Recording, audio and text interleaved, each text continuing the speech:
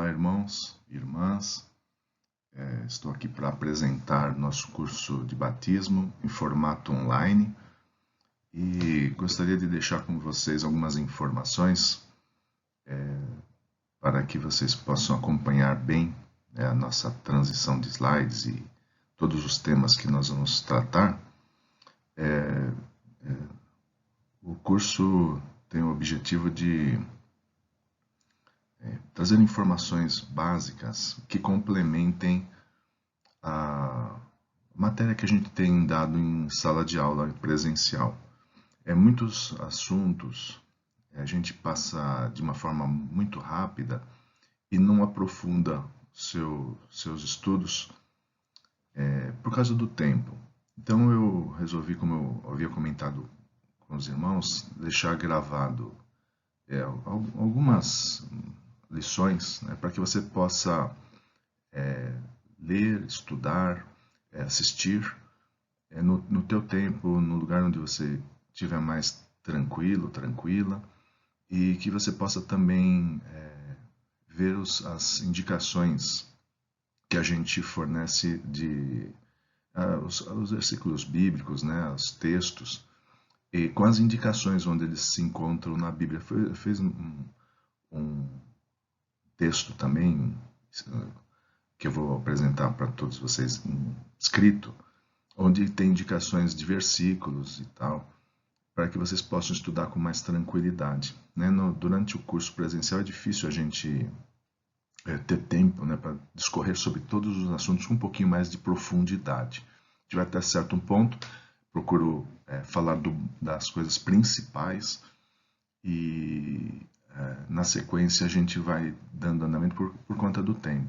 Mas assim, nesse formato que nós estamos inaugurando agora, talvez você tenha um tempo mais precioso de reflexão, de estudo bíblico, e eu estarei à disposição de todos no WhatsApp, pelo telefone ou lá presencialmente. Qualquer dúvida que vocês tiverem, a gente conversa. E o importante é vocês saírem do curso sem nenhuma dúvida e seguirem a trajetória cristã com essa base importante que é as matérias relativas à ordenança do batismo, tá bom? Então, vão acompanhando os slides. Eu peço que você clique para mover, passar os slides. Vai clicando quando você assimilou todo o conteúdo. Pode ver quantas vezes quiser, lógico. E você com um clique, vocês vão fazendo o slide se movimentar, tá bom? Um bom estudo a todos e vamos em frente, na paz do Senhor. O que é o batismo? Primeiro, irmãos, é importante que vocês tenham consciência de terem recebido o Senhor Jesus Cristo como Salvador da vida de vocês. Esse é o primeiro passo. E com essa convicção íntima, com essa convicção que só você sabe, é que você vai iniciar a sua vida cristã, seguindo as ordenanças do Senhor. E uma delas é o batismo. A outra ordenança que nós temos é a ceia do Senhor. São duas ordenanças, duas ordens que o Senhor deu para que a gente cumprisse, e cada uma delas tem uma função especial. O batismo como está escrito aqui no textinho que nós anotamos no slide, é um ato público pelo qual o cristão é submergido na água, significando, isso tem um significado, irmãos, que você morreu para a velha vida e ressurgiu para a vida, uma nova vida, a vida eterna com Cristo. Ou seja, é a morte da vida dos pecados e da força que o pecado tinha na sua vida. E o renascimento para uma vida nova, agora é pautada pela presença de Deus. Ok? Então, é um ato simbólico. Muita gente confunde as coisas, acha que o batismo traz a salvação, o batismo tem um ato mágico que vai fazer ele próprio você mudar de vida. Não. Essa mudança já aconteceu a partir do momento em que você atendeu ao apelo do Espírito Santo e aceitou o Senhor Jesus na tua vida. Então, o batismo é só uma consequência que você vai mostrar para as pessoas isso. Você vai mostrar para a igreja, você vai mostrar para o mundo exterior, olha o que aconteceu lá no teu interior. Quer dizer, que você é uma nova criatura, você é uma nova pessoa agora. Agora é servo de Deus, um filho de Deus. Tá bom? Qual é, né, o porquê, como eu disse, né, antes, né, por que nós temos que nos batizar e quem é que pode ser batizado? Então, como eu disse antes, é uma ordenança de Deus e todas as pessoas que são verdadeiramente salvas, ou seja, aquelas que aceitaram verdadeiramente o Senhor Jesus como Senhor das suas vidas, todas essas pessoas devem dar esse testemunho. O Senhor nos determinou isso, que nós, após recebemos ao Senhor, fôssemos também batizados no seu nome, no Espírito. Então, todos devem dar o testemunho. E essa é o primeiro motivo pelo qual você tem que ser batizado. É uma ordenança de Deus, ponto. Irmãos, na vida cristã, tem muitas coisas que são ordenanças e o Senhor impõe a sua prática. Então, às vezes nós não vamos ter assim uma visão clara do motivo, a explicação detalhada do porquê daquilo. Mas nós temos que reconhecer a soberania de Deus, que se Ele assim o determinou, é porque tem um motivo importante, um motivo plausível para que você realize aquela atividade, ou faça aquela coisa que foi determinada. Então, na vida cristã, nós também vamos aos poucos entendendo como funcionam as coisas, os motivos pelos quais o Senhor tomou determinadas decisões ou fez determinadas coisas. E todas elas são para o nosso bem. Então, esse é um princípio que a gente deve levar sempre conosco na nossa caminhada cristã. Não ficar muitas vezes duvidando ou questionando. Isso acaba trazendo confusão. E principalmente para as pessoas que são mais novas na fé. Com o tempo, muitas dessas questões vão sendo resolvidas, vão sendo esclarecidas. A gente vai ganhando maturidade na fé, a gente vai tendo experiências com Deus. Tá? Então, mas o motivo pelo qual eu coloquei a ordenança em primeiro lugar é isso. Foi uma ordenança de Deus, ponto. Vamos atendê-la, vamos fazer conforme o Senhor nos determinou. Okay? O segundo e importantíssimo motivo, também como eu disse anteriormente, é o testemunho. Você vai dar um testemunho. E esse testemunho, irmãos, é tão importante que muitas pessoas são levadas à vida cristã pelo testemunho que eles viram nos seus familiares. Porque as pessoas são, às vezes, convidadas para assistirem o batismo, para comparecerem à cerimônia. Nossos familiares que não têm amigos, familiares, que não têm nenhum vínculo com a igreja ou com o Senhor.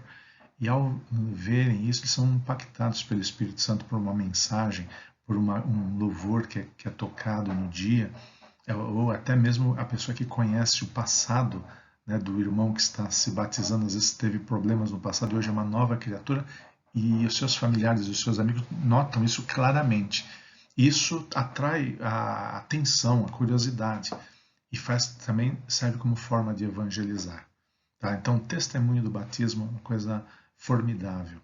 É muito comum, quando a gente termina um ciclo de batismo, outras pessoas já virem nos procurar, querendo também participar do próximo, por causa do testemunho, muitas vezes. E quem é que pode ser batizado? As pessoas devem ter maturidade para fazer, para decidirem pelo batismo. Nós costumamos ter como linha de corte uma idade de aproximadamente 12 anos. Então, crianças podem ser, sim, crianças podem ter esse entendimento. E elas terão, a partir dessa idade, a gente tem uma visão de que as crianças podem, sim, decidir. E a única exceção é que quando as crianças são muito pequenas, às vezes são levadas por outros motivos para o batismo.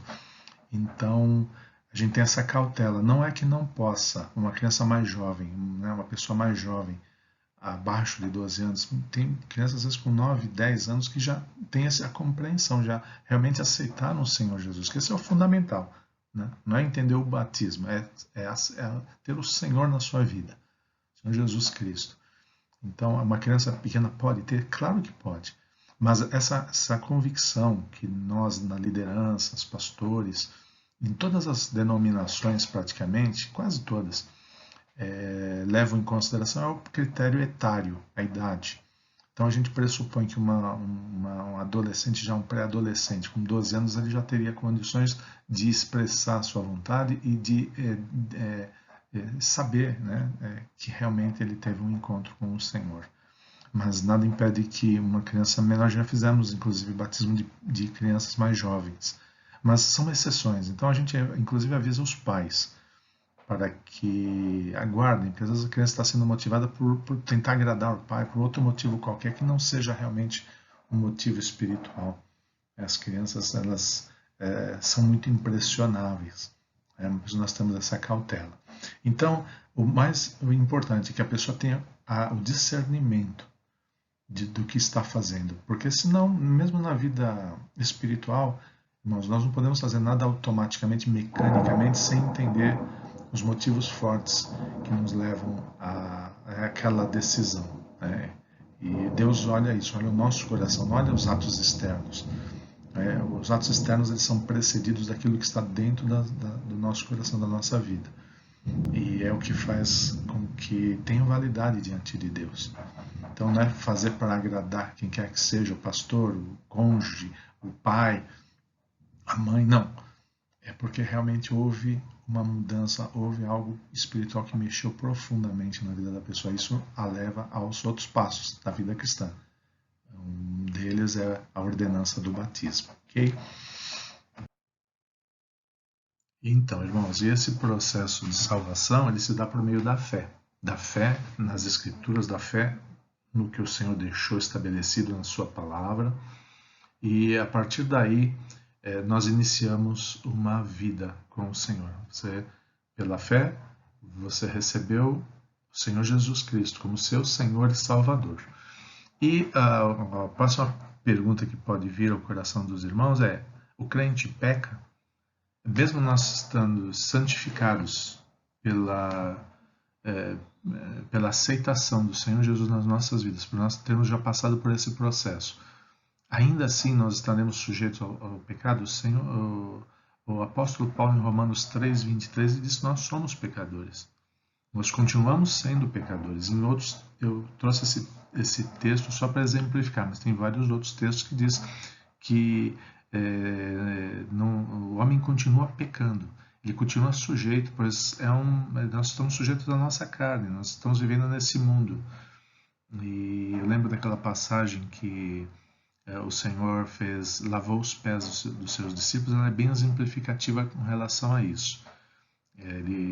Pedro, né, os irmãos vão de lembrar, Pedro ele quis recusar que o mestre lavasse os seus pés. O Senhor disse que não teria, se ele não aceitasse, ele não teria participação, né, na sua obra, com o reino dele. Então, Pedro automaticamente falou que era para lavar, então, se fosse assim, era para lavar todo o corpo. E aí Jesus falou: não há necessidade de se lavar todo o corpo de vocês, tomar, né, um banho completo, né? Mas somente os pés. Por quê? O que ele quer dizer com isso? Qual a analogia que é feita? É do caminhar diário. Então, os pés estão sujos devido ao nosso caminhar diário. A sujeira pode ser interpretada como a gente se sujando, o pecado nas nossas vidas, pelo caminhar diário. Então, nós necessitamos estar nos limpando todos os dias, lavando esses pés, lavando essa sujeira todos os dias, nos purificando desses pecados, né, nos pedindo perdão ao Senhor e nos arrependendo e buscando consertar essas nossas falhas diariamente. Então é isso que ele quis dizer com essa passagem maravilhosa onde se demonstra a humildade, como que o discípulo do Senhor tem que ser, o servo de Deus tem que ser, não veio para ser servido, mas para servir. E o Senhor também aproveita nesse contexto, né, com esse ato, para mostrar as dificuldades que nós temos no nosso caminhar diário. Você realmente, às vezes, vai encontrando problemas, vai cometendo erros. Então, nós somos pecadores. O crente peca, sim, mas existe algo que já foi liberado, ou seja, nós temos acesso ao Pai através da nossa conversão, através desse processo de termos aceito Jesus nas nossas vidas. Então, nós temos a capacidade de nos dirigir ao Senhor, né, e pedir perdão. Né? Então, o primeiro passo é o arrependimento. Esse é o primeiro passo do perdão das nossas faltas. é o arrependimento. Esse arrependimento é seguido de um conserto quando é o caso, quando for o caso. Às vezes nós lesamos alguém, às vezes nós causamos algum prejuízo para alguma pessoa. Então convém sim que nós reparemos esse erro, que nós acertemos essas coisas, vamos nos dirigir, né? As Escrituras nos ensinam assim também. Primeiro vai e conserta com o teu irmão. E aí depois a gente... E isso acho que é um processo até que meio que automático e simultâneo. Aí sim a gente alcança o perdão de Deus. Tá? E esse caminhar, né, como mencionei no terceiro item desse slide, esse caminhar diário nosso é um processo de santificação. Quer dizer, houve a conversão? Houve a salvação? Sim, nós alcançamos essa salvação. Mas durante a nossa vida, enquanto ainda estivermos nesse mundo, nós temos, claro, algo a ser feito na obra de Deus, nos instrumentos de Deus nessa terra. Então, enquanto aqui estivermos, nós estaremos no processo de santificação, buscando alcançar a semelhança à imagem, né, ao alvo, que é o Senhor Jesus Cristo. Então, esse é um processo de vida que nós vamos acertando e errando, e vamos nos aperfeiçoando, nós vamos buscando a sabedoria de Deus, e vamos continuar a nossa jornada, né, em santificando e corrigindo nossos rumos. Então, esse é o viver cristão, é a nova vida. Por quê? Porque aí é o Espírito Santo que vai fazer a diferença nas nossas vidas a partir de então. A partir do momento que nós aceitamos o Senhor Jesus, o Espírito Santo passa a ter liberdade nas nossas vidas, passa a interagir conosco. O Espírito do Senhor, nos dando sabedoria, nos apontando os erros, nos mostrando onde cometemos alguma falha ou onde estamos acertando. Então ele começa a dialogar de uma forma sobrenatural com cada um dos seus servos. Eu tenho certeza que vocês, os irmãos que nos acompanham, já experimentaram essa sensação maravilhosa do agir do Espírito dentro da nossa vida, do falar, do ouvir a sua voz na nossa consciência, no nosso coração. Ok? Então, irmãos, aí tem mais uma etapa, né, dos assuntos que nós estamos tratando. A pergunta que é saliente é o que salva? A gente ouve muitas vezes esse termo, muitas vezes as pessoas indicando, né, você é salvo, às vezes até em tom de jocoso, de brincadeira, perguntando se a pessoa aceitou Jesus quando tem uma atitude digna. Então vem esse termo, né, a salvação. Então, vejam, eu citei o texto de Atos 4,12, quando Pedro havia sido preso por ter curado um homem. E ele foi levado à presença do sumo sacerdote Anás e estava fazendo a sua defesa. E aí, quando ele fala de Jesus, ele diz que não há outro nome onde há salvação que foi dado debaixo do céu, né, entre os homens, pelo qual devamos ser salvos. Então, o que salva? Quem salva é Jesus Cristo. Por isso que no início do estudo, né, do nosso curso, a gente gosta de ver o testemunho dos irmãos, das irmãs, acerca da sua experiência com Cristo. Então, irmãos, o que realmente vai fazer a diferença e o que importa para que a gente possa cumprir a ordenança do batismo em primeiro lugar, ver essa relação que nós temos com Deus. Nós temos essa relação com o Senhor. Nós tivemos um momento de encontro com o Senhor Jesus. Isso é muito sério. Então, por isso que a gente quer ouvir o testemunho de vocês, sentir a experiência que vocês tiveram, porque só então é que faz sentido a pessoa descer as águas do batismo, passar pelo batismo, que é uma ordenança, que se segue ao momento em que nós tivemos esse encontro com Cristo. E esse momento em que você realmente teve um encontro com o Senhor Jesus, ele é caracterizado como um momento em que houve a salvação da nossa vida, a salvação da nossa alma, o regresso ao Senhor. Porque lá atrás houve o rompimento, lá no Éden. E da mesma forma como no Éden todos pecaram, nós vamos ver mais à frente, no próximo slide, Da mesma forma como todos pecaram em Adão, com a transgressão de Adão, com a desobediência de Adão, da mesma forma nós somos abençoados ao crermos no Senhor Jesus Cristo, ao recebermos Ele para a nossa vida. Então, é como Paulo diz, né, o segundo Adão. Né, o segundo Adão é vivificador, fazendo um tipo, né, fazendo uma comparação de Cristo com o primeiro Adão, que foi o Adão que pecou.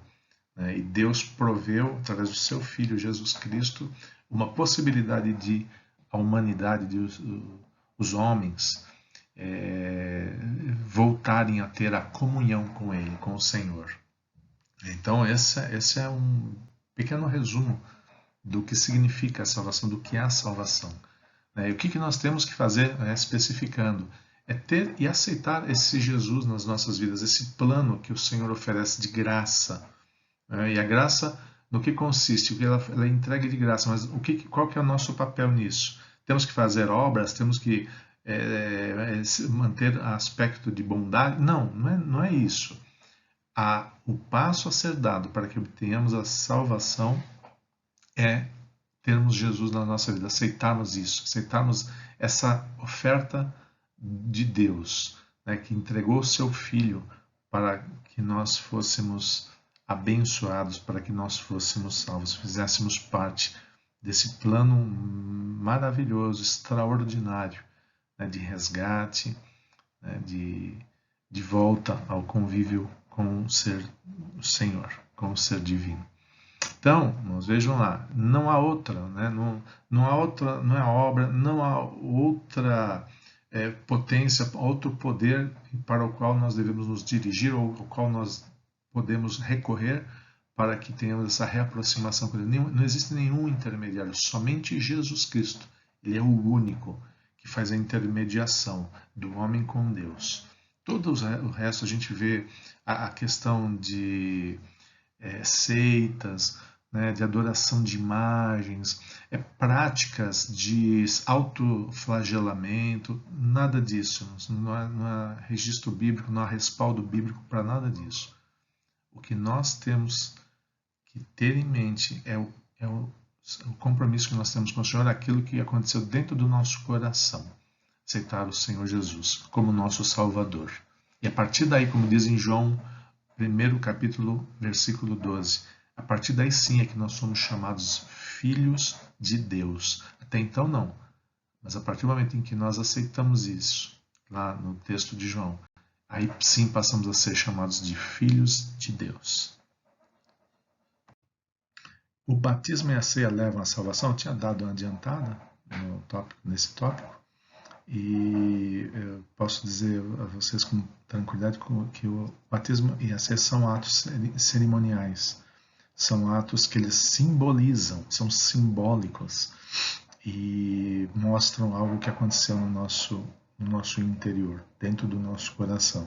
Então, nem o batismo nem a ceia levam à salvação. Tem gente que acha que a ceia também é um ato, uma cerimônia miraculosa, uma cerimônia mágica que vai trazer benefícios, que tem que ser feita de forma mecânica. Não é nada disso. Tanto o batismo quanto a ceia são atos ordenados pelo Senhor. O batismo como testemunho da mudança de vida, da nova vida. E a ceia é uma comunhão. É a comunhão que os servos de Deus têm e apontando para quê? Para a volta de Cristo. E quando ele instituiu a ceia e disse para os seus discípulos que deveriam fazê-la, repeti-la até que ele voltasse, ele estava anunciando a volta dele. Vocês vão ler lá, né, em Coríntios, que o Senhor, quando ele parte, explica isso, ele aponta para o futuro. É um memorial, né, para que nós nunca esqueçamos da promessa que o Senhor voltaria. Né? E, paralelamente a isso, é um momento, sim, de comunhão espiritual da igreja. Importante, sim. Sagrado, sim. É um ato que todos nós temos que realizar, é outra ordenança. E quem vai participar da ceia? Por regra. Por regra. Algumas denominações têm hábitos diversos, diferentes, mas na igreja, nossa denominação batista, a gente tem por regra que a pessoa tem que primeiro ser batizada, ou seja, passar pelas primeiras etapas da caminhada cristã, mostrar que entendeu, mostrar a que veio, a solidez, né? A gente verificar a solidez do seu compromisso espiritual, e na sequência ela também poderá participar da ceia. Então é um pré-requisito, em tese, sim, para participar da ceia, pressupõe que a pessoa também já é batizada. Tá? Outro ponto de reflexão e de cautela é: eu vou me batizar para poder participar da ceia. Está errado. Não é esse o objetivo. Uma coisa leva a outra, mas, como nós salientamos já desde o primeiro slide, você tem que ter a convicção, tem que haver a certeza da salvação em Cristo, né? Que nós temos o Senhor, e o resto é consequência. E não o batismo ser realizado porque eu quero participar da ceia. Não é esse o propósito. Está errado, essa visão estaria errada. Tá? Então, a partir do momento que a pessoa teve encontro com o Senhor, ela vai automaticamente descer as águas no batismo e automaticamente também participará da ceia como um cumprimento das ordenanças de Deus. Okay? Nenhuma desses, isso pode ser perguntado na sua profissão de fé, nem batismo nem ceia salvam. Tá? O que salva é a aceitação, o reconhecimento da soberania, do senhorio de Cristo nas nossas vidas. Isso é o que salva, só. O batismo e a ceia são só ordenanças complementares. Tá, ok? Isso é bom ficar bem frisado, que vocês gravem bem isso. Tá, ok? E essa é o resumo, né, do nosso estudo. Qualquer dúvida nós estaremos à disposição no WhatsApp ou lá mesmo na igreja. A qualquer momento vocês podem me ligar, mandar uma mensagem nos grupos, enfim.